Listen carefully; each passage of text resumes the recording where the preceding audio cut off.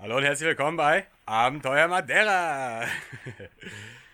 Heute wieder Gartenprogramm. Ich habe jetzt gerade aus dem Baumarkt schon Rohre wieder geholt. Also die von der Bewässerungsanlage, die Teile, die wir bestellt haben, sind angekommen und konnten die endlich abholen. Die lade ich aus dem Auto jetzt aus. Dann wird heute geerntet. Große Sache. Bohnen sind fertig, Kartoffeln sind fertig und so weiter und so fort. Wird jetzt alles aus dem Garten geerntet. Da ist der Plan. Los geht's nach dem Intro. Viel Spaß!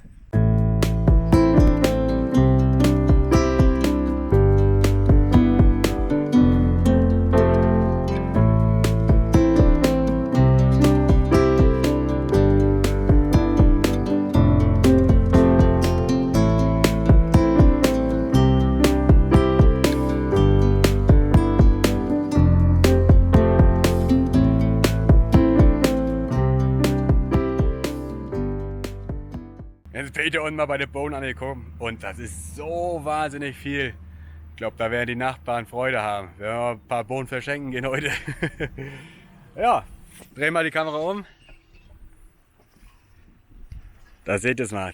Die ganzen Bohnen von oben bis unten sind voll. Und das sind einige. Jetzt werden wir die Stück für Stück abernten.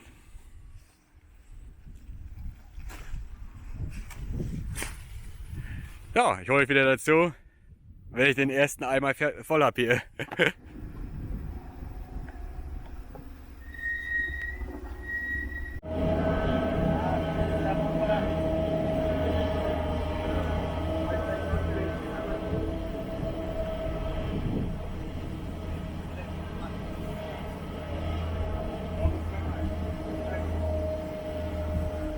Oh, Nachbar zufrieden, der erste Kübel ist weg.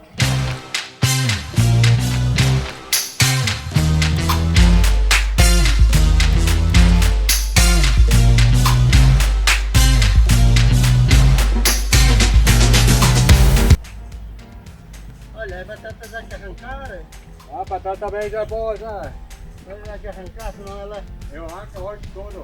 tem que acabar, buscar uma arrancar tudo. Eu vou arrancar todo hoje. Porque já todo pronto, né? Ela vai trabalhar na terra. Mas quando ela está um pouco verde, não tem problema, né? Está verde, não. Está por a terra verde, é melhor deixar para grelar para plantar. Na batata, né? Ela grela depois, mais tarde. Para a próxima ano. Agora mesmo em setembro, pode volver a plantar 2 trios. Ok. Consegue por aí, grelar, tá? Ok, então vamos fazer. Em setembro. Em setembro é bom de plantar para dezembro. Para dezembro.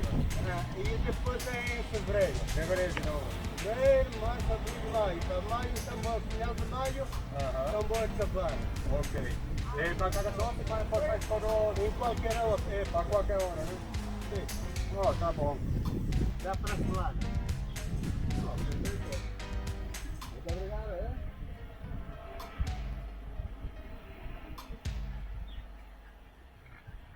Ja, da war wieder ein Tauschgeschäft. Haben wir ein paar Tomaten gekriegt. Bohnen abgegeben, Tomaten gekriegt.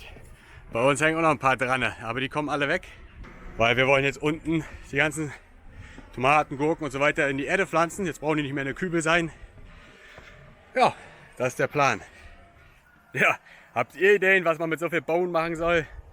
Wir werden ein paar einfrieren. Mal gucken, vielleicht mache ich ein paar oder einkochen. Und den Rest werde ich wahrscheinlich diesmal verschenken, weil das ist zu viel. Und so viel Platz haben wir auch nicht im Gefrierschrank. Wir haben auch keinen richtigen Vorratsraum, der so ein bisschen kälter ist, wisst ihr? Sondern ja, ein Dachboden, der ist relativ heiß. Keller und so weiter gibt es hier kaum. Deswegen will ich auch überlegen, was kann man jetzt da noch machen? Wie kann man sich das nächste Mal auf die ganze Ernte vorbereiten? Baue ich mir so einen kleinen Erdkühlschrank, wo man die Sachen einlagern kann? Oder hole ich mir einfach eine größere Tiefkühltruhe? Das schauen wir mal. Jetzt bin ich mal durch mit dem Abernten von der gelben Bohnen. Ich zeige euch mal das Ergebnis, die Ausbeute. 2 volle Eimer.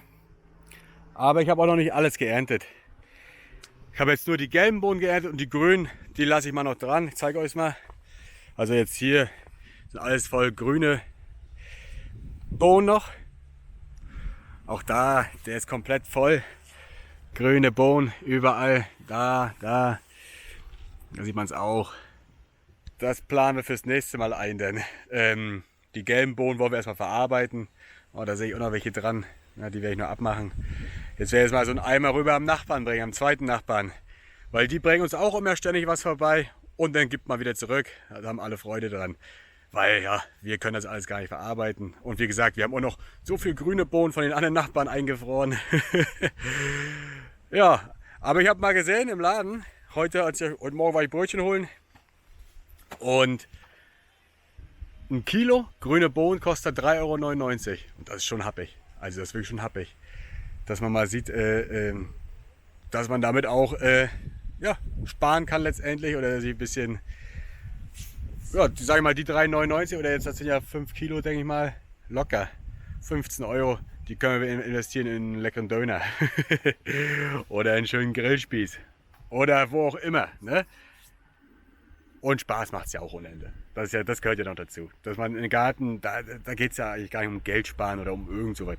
Da geht es einfach ums Feeling, ums Spaß haben, um Kopf frei kriegen. Ja, eigentlich darum eigentlich, ne? Aber jeder, der sowas auch macht, der kann das wahrscheinlich auch so beurteilen wie ich. Oder der beurteilt es wahrscheinlich ähnlich wie ich. Das ist einfach, außer, sag ich mal, wenn es nicht zu viel wird, dann wird es natürlich auch Arbeit. Ne? Aber im Großen und Ganzen ist erholsam. Gut für die Nerven.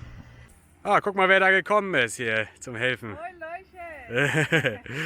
Ja, jetzt holen wir gerade die Kartoffeln raus. Jetzt sind wir am Kartoffelernten. Oh, das sieht doch schon richtig schön aus. Sehr gut. Haben wir so eine kleine Kiste hingestellt. Ja, jetzt holen wir die ganzen paar Kartoffeln alle raus. Das Gute da an Madeira, man kann Kartoffeln das ganze Jahr setzen. Das heißt, wenn wir jetzt hier aufgeräumt haben, dann werden wir wieder eine neue Anhäufung machen, die Erde ein bisschen lockern. Normalerweise soll man ja den Standort der Kartoffeln immer ändern. Jetzt sind wir aber überlegen, ob wir nachher die Kartoffeln unten, wo wir jetzt die Radieschen und so haben, ob wir da Kartoffeln setzen und dafür die Radieschen und so weiter hier hochholen. Aber da sind wir noch am Überlegen. Das wird uns beim Kartoffelernten, werden wir nachher die Entscheidung fällen. Ja, jetzt holen wir ein paar Kartoffeln raus.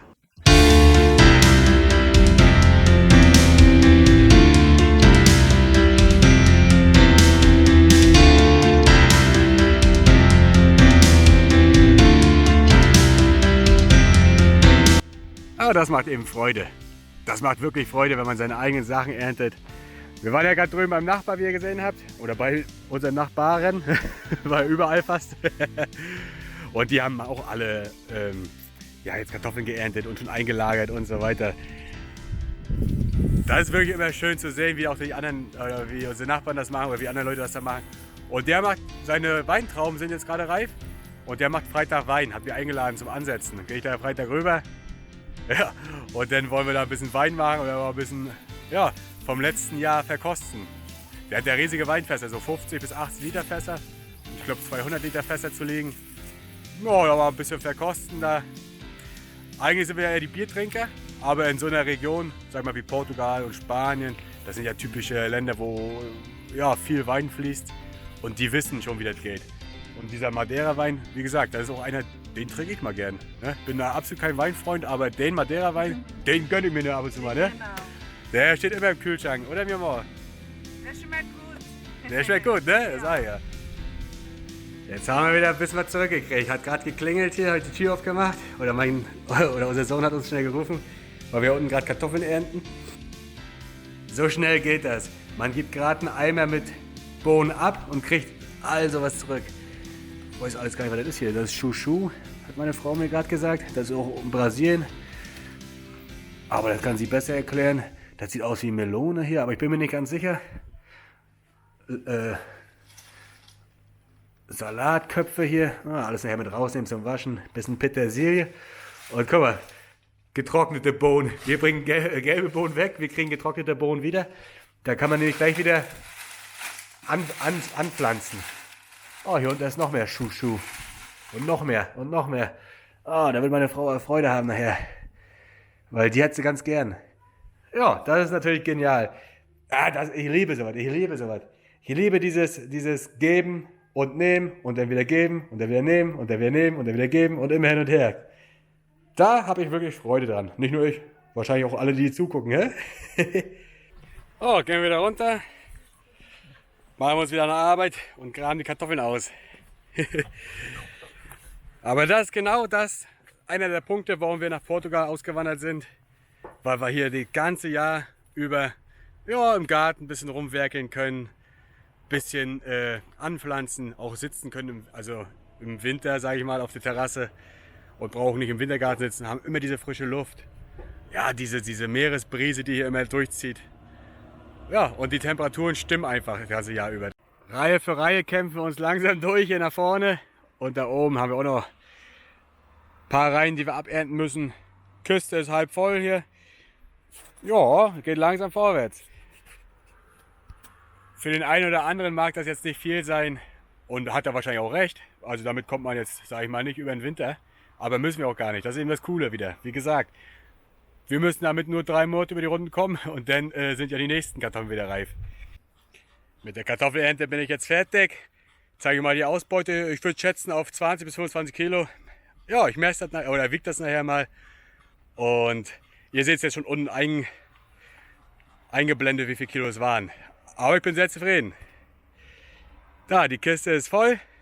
Da hinten sieht man noch klar Kartoffeln, die ich mit der Schippe ein bisschen verletzt habe. Die lasse ich liegen. Die können da sich im Boden ein bisschen, ja, sag ich mal, einfaulen da. Dann ist das ja gut. Aber für die kleine Fläche bin ich sehr, sehr zufrieden. Jetzt habe ich noch ein bisschen umgegraben, wirklich alle Reste noch rausgeholt. Da an der Mauer lang, habt ihr jetzt gesehen, wo die Schnittkartoffeln liegen, da die Reste, die ich da ein bisschen kaputt gemacht habe mit der Schaufel. Da wollen wir jetzt Gurken setzen. Der Mais, der kommt auch wunderschön. Ich bin wirklich begeistert, wie viel Saft oder wie viel Kraft der Boden hat hier. Der hat so viel Energie, deswegen sind wir überlegen, ob wir überhaupt da oben die Kartoffeln jetzt nach unten ziehen und ja, unten machen, weil guckt euch mal die Kraft an, die dieser Boden hat. Wirklich Wahnsinn. Auch die Bohnen, die sind so was von riesig. 3 Meter, 3,20 Meter locker. So, jetzt gehen wir mal hier unten weiter hin. Jetzt ziehe ich noch die restlichen Radieschen raus. Die sind schon, ja, ich sag mal, Tennisball groß locker. Und dann wollen wir hier unten natürlich wieder was Neues ansehen. Dann grabe ich nochmal alles um. Und dann setzen wir nachher Karotten. Ich zeige euch mal, wir haben so viele Sachen schon wieder geholt aus dem Baumarkt. Oh, da an der Banane wächst schon ein kleiner Ableger, sehe ich gerade. Das zeige ich euch mal. Guckt euch mal die große Banane an. Die ist ungefähr jetzt so groß wie ich. Oh, die hat schon 1,90 Meter. Und jetzt kommt da unten schon ein kleiner Ableger. Da sieht man ihn. Das ist eben das Geniale an Bananen, dass sie sich immer selbst aussehen. Oder kommt immer neue Ableger. Ja, wenn einer einen Ableger braucht und da auf der Insel wohnt, sagt Bescheid. Könnte, wenn er ein bisschen größer ist, von mir haben. Weil uns reichen ja die Bananen, die wir haben. Wir wollen es da nicht vergrößern. Meine Frau hat hier noch Kürbis gesetzt. Der kommt auch. Sieht man jetzt da eine Banane unten. Und Wassermelone hat sie auch gesagt, hat sie gesetzt. Sehe ich jetzt noch nicht. Ja, vielleicht kommt er ja noch. Aber jetzt ziehe ich mal die Radieschen raus. Ja, guck mal, das sind ja schon riesige Oschis, die kann man gar nicht mehr essen. Die sind schon so holzig. Guckt euch das mal an. Boah, also das hat noch nicht gesehen, aus wie rote Beete, wa? Wahnsinn. Aber letztes Mal, ja guck mal, der ist schon aufgespalten hier. Schade. Aber man hat, oh, was ist das denn noch? Oh, da ist sogar noch eine kleine unten dran. Guckt euch das mal an. Eine kleine an der großen. Habe ich noch nicht gesehen, soweit. Das ist ja ganz genial. Letztes Mal haben wir welche gegessen. Oh, der ist abgebrochen hier. Oh, guck mal, das habe ich wirklich noch nicht gesehen. Dass sich unter der großen auch mal so eine kleine bildet. Die hing da jetzt. Das ist was ganz Neues. Oh, guckt euch mal das Ei an da. Holy, guckt euch mal. Das ist ein Riesending. Das ist ja Wahnsinn, was da für ein Gestrüpp schon ist hier. Riesige Gestrüppe hier. Was ist das hier? Unkraut. Ah, ja. Jetzt zeige ich euch mal die Ausbeute von heute. Habe ich mal so alles ausgebreitet hier.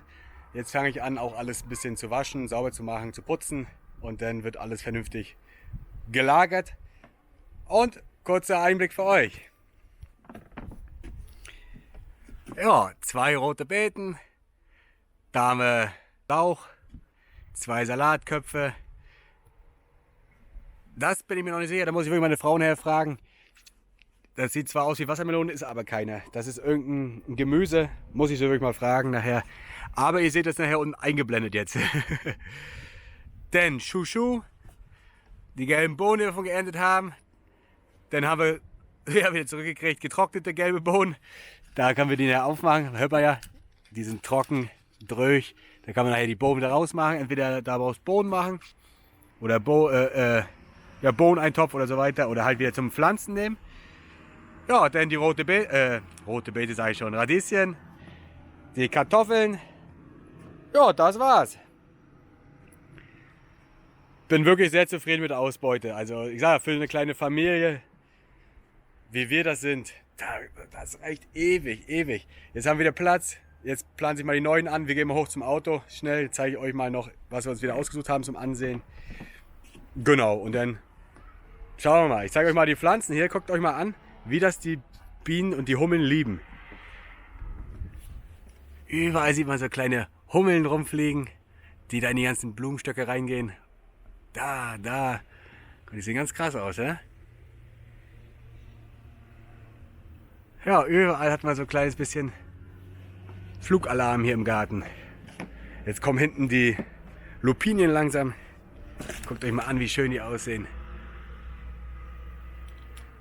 Ja, alles kunterbunt, so wie wir es gern haben. Da ist die nächste Biene.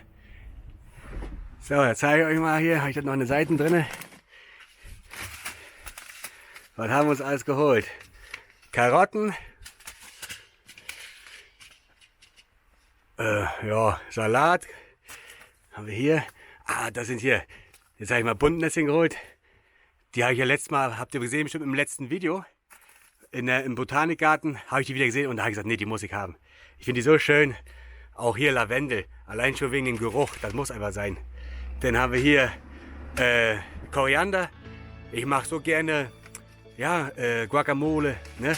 Oder auch Fisch. Dafür muss man einfach Koriander im Garten haben. Das ist so lecker. Dann haben wir hier wieder Salat. Hat meine Frau sich alles ausgesucht. Nochmal Salat, weil sie mag gerne unterschiedliche Salate. Spinat, das schmeckt auch sehr gut im Salat. Zwiebeln, wie gesagt, da kann man nie genug haben. Und ein paar Gurken. Und was noch fehlt, ist Cherrytomaten, die wollen wir noch setzen. Genau. Das werden wir euch das nächste Mal zeigen. Ich habe auch überlegt, ob ich euch noch mitnehme, wie ich da jetzt die Bewässerung mache. Aber das habe ich ja schon mal gemacht. Wenn ihr das wissen wollt, wie das geht, guckt euch das Video an. Dann freue ich mich doch wieder, dass ihr eingeschaltet habt, zahlreich.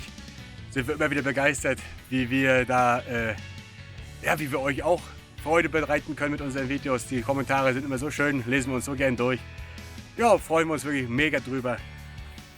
Jetzt, ja, für heute war es das.